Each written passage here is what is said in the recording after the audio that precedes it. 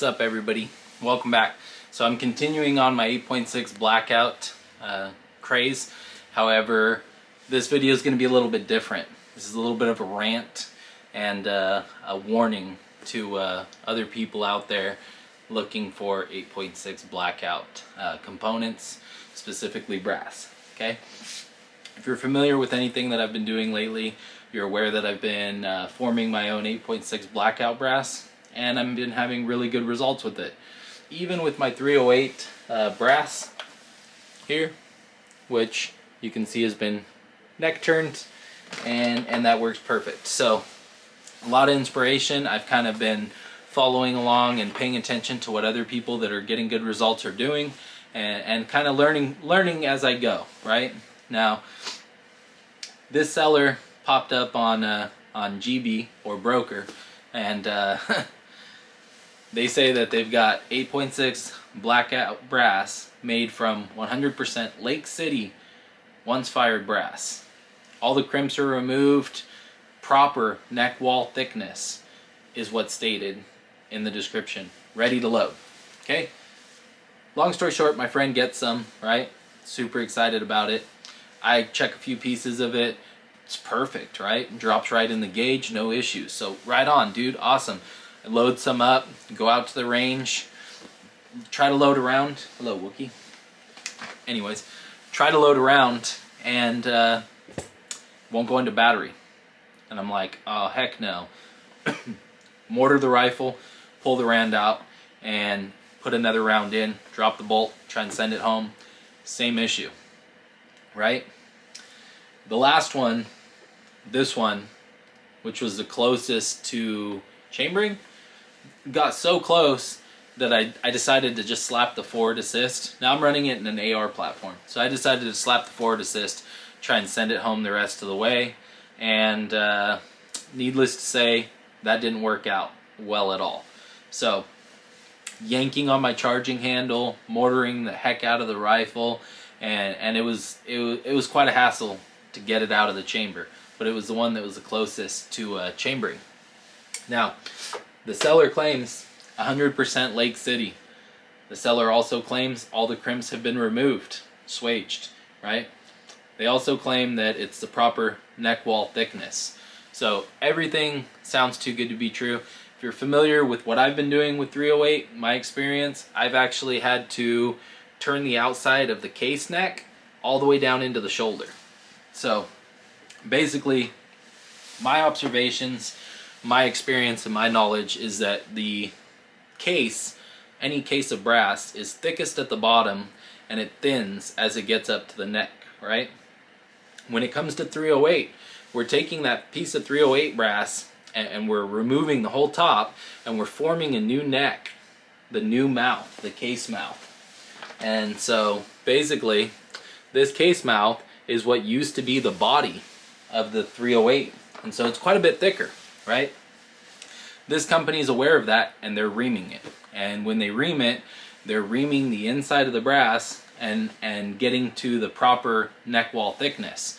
Now that works great, right? The issue is it won't, the brass out of the bag, we're just gonna spot check some. Some of it does fit, some of it doesn't. The ones that do fit, okay, there you go, sits proud of the case. Now the issue, let me see if I can get it to focus. The issue is actually the case mouth. So if I put this inside of a 8.6 Blackout sizing die, it'll drop right in, right? Let's go ahead and drop a second one in there. Okay, there's the first one, there's the second one. Let's set these over here. Give me 1 second. We're gonna go through quite a few of these. Okay, that one's a little bit better. It almost sits in there, not quite. It's another one. Yeah, not gonna work, right? But trust and believe, there's some in here. There it is. Okay, that one fits perfect, just like that. Okay, fits perfect, but it's very tight down there where the neck is. Okay, as soon as if we take a ball micrometer and mic it out, the neck walls are about 16 thousandths. Some of them are 13. This one's probably closer to 13. Anyways, so as soon as we load this with the bullet, we get the repeat issue. So I'll go ahead and pop some, oh, don't want to lose that. I'll go ahead and pop some pictures up on the screen so you can get a better idea of what I'm talking about. Anyways, with the inside diameter of this one that we've actually got that fits in here, the inside diameter is so tight that pushing a bullet down in it is actually leaving a nasty ring all around the top of the bullet. Now I'm not sure how well it'll come up here, but it's actually leaving a ring on the top of it. Aside from that, I'm going to put a picture up here. Aside from that, it's also tearing off a good chunk of the copper on the bullet, okay? And then you go to drop it in, like that one, it's not fitting. So normally I don't ever say anything. Normally I just figure it out, try and fix it myself, right? But this seller's asking top dollar, okay? They're asking over $1,000 for 1,000 pieces, or a little over 125 bucks for 100 pieces. My experience is, for that price, I can get brand new Hornady 6.5 Creedmoor brass and convert it. I could get Hornady 243 and convert it. I could get Hornady, again, I could get Hornady 6mm Creedmoor and convert it for that price, for actually less than that price, and not have to deal with this. So I reach out to the seller, right? And upon initially receiving the brass from my friend, I spot checked it. It worked out good. I was really impressed. I was like, wow, that's amazing. So I reach out to them and I'm like, hey, how are you guys doing this? Of course, I get a response that's, you know, we can't tell you how we're doing it. We're using thousands of dollars worth of equipment to make it possible, yada, yada, yada, right? But please leave us a review, because I said that the pieces that I received were perfect, okay? Fast forward to after I get back from the range, I'm irritated. I tell my buddy, hey, those rounds won't chamber, and it's not the bullet landing in the lands. In case anybody's thinking that, you're like, well, maybe it's your bullet, maybe you need to seat your bullets deeper. It's not the bullets, it's the brass. It won't even drop in this. The brass by itself won't close into the chamber with the bolt, right? So we're on the same page. It's the brass. So anyways, my buddy says, hey, brass isn't working, contacts the seller and says he'd like a refund, right? The seller is like, well, if you're gonna try and ship us back somebody else's brass, we're gonna know, right? And it's like, what do you mean ship you back somebody else's brass? Like, mine's all neck turned on the outside. Why the heck would I spend all that time to neck turn all that brass, and all my other brass is Hornady brass? Obviously you're gonna know, because my brass is Hornady brass and my 308 brass has been neck turned, you know? And that's thanks to AP 2020, you know? That guy, it was one of the first people that I saw that was turning the necks on the 308 brass, and that inspired me to also try that. So I decided, hey, you know what? I can get 308 brass for relatively cheap. Why not try and use some of that? And even better, I have a bucket of 308 brass that I was willing to try. So I did, and let me go ahead and set this gauge down over here. I apologize too, because I'm slightly under the weather, not feeling so well. So anyways, here's a piece of mine next to a piece of theirs. You can see clear as day. Anybody that's ever seen a piece of brass that's been neck turned, especially all the way into the shoulder, is going to recognize it right away, right? But these work, so why would I trade you mine for yours that don't work, right? Now, the next issue that I had with this seller is that it was sold as 100% ready to load. Crimps removed, swaged, whatever they stated. The crimps aren't all removed, okay? So I had a hell of a time, crushed a couple primers trying to load initially. Even the first ones that fit perfectly, and I was like, oh, that's no big deal. If it's just the primer crimp that's an issue, no big deal. I can make quick work of those, right? Because the cases fit, they're ready to load. Just, you know, be cautious. Don't crush the primers with a hand primer. Don't crush the primers on the press. Just, you know, remove the little bit of crimp. That's easy. I don't mind putting that much work into good quality brass, right? Well, the crimps aren't all removed, not by a long shot, and it was stated that they were. The head stamps, just gonna go ahead and pull this out here, okay? I'll actually post some pictures again of the brass itself up on the screen. So the unopened bags that I have here behind me have Agula. They've got Winchester brass. They've got Federal brass. They've got various other brasses. So the description said 100% Lake City. It's definitely not 100% Lake City. Even having one piece makes it not 100%, but this has quite a bit of pieces.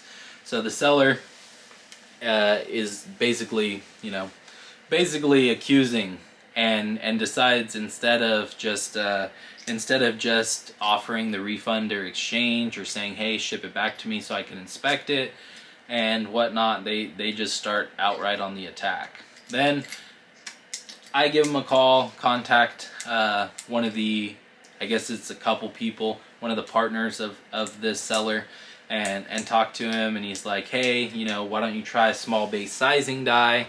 So I have small base sizing dies. This is one for Creedmoor. When I'm forming Creedmoor brass, especially when it was hard to get during 2020, I formed a lot of Creedmoor brass out of 308, and I had to turn the necks. But not only that, I actually had to use small base sizing die because some of the 308 brass that I got had, it was slightly bulged and just wouldn't come back down with a full length sizing die. So I used RCBS small base sizing dies. And the small base will return the brass back to its spec or just slightly under the spec. And that works great, right? So seller tells me to try that. So I put a 308 full length small base sizing die with the mandrel removed into my press and run it into it, drop the case in, same issue, right?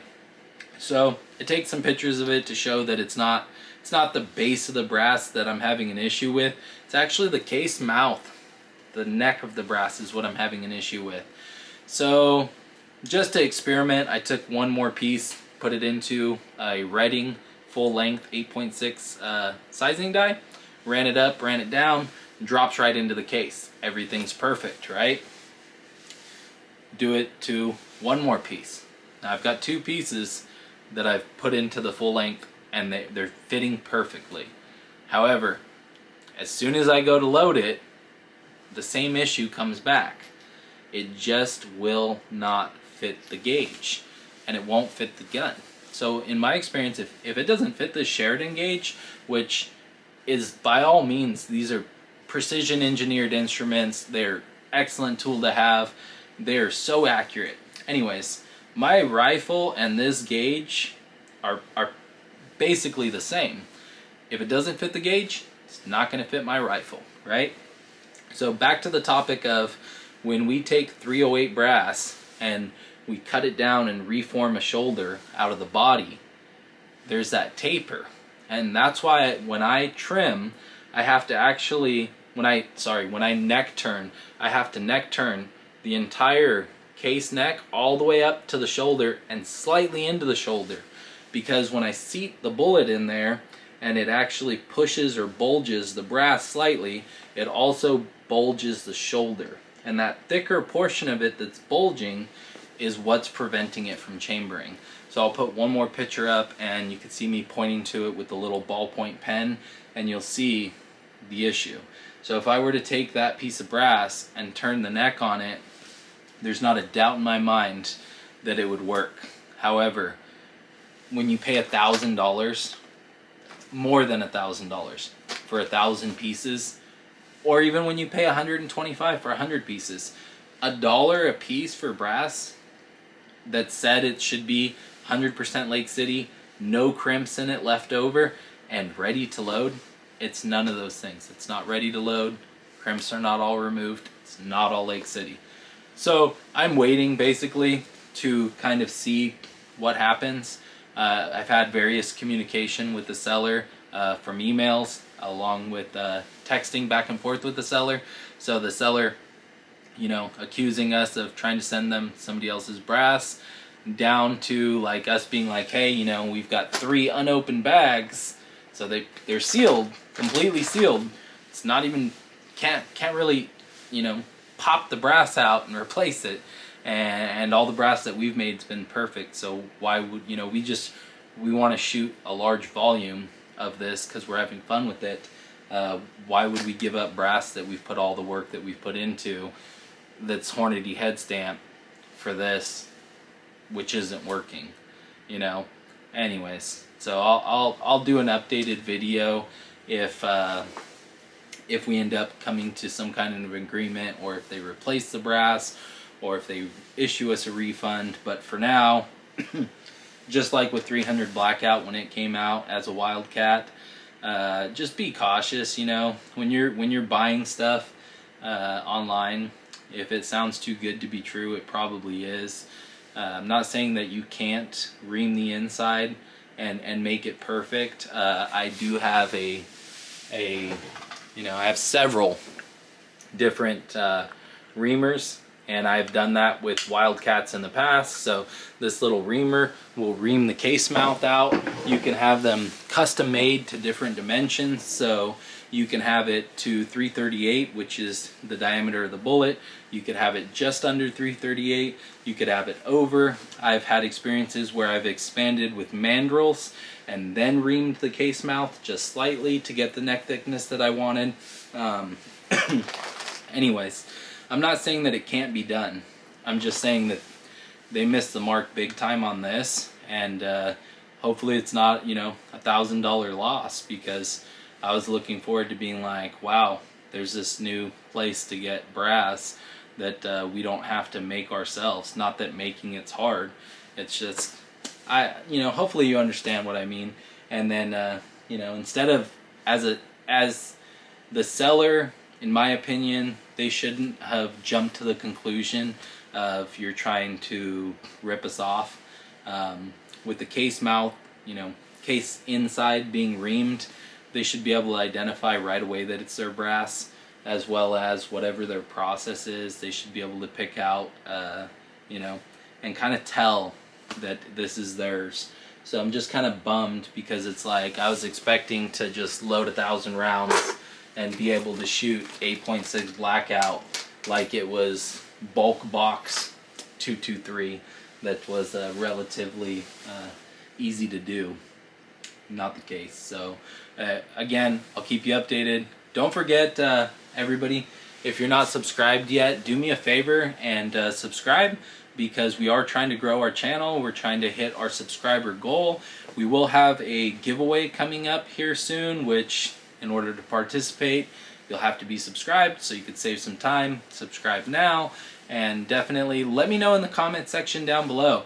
Have you found anybody else selling 8.6 Blackout brass?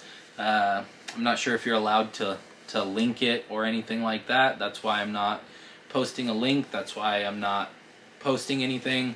You know, screenshots from our conversations or emails from our conversations, that's all kind of more or less private. But let me know, have you had any experiences quite like this one? And I'll see you next time, hopefully with better news.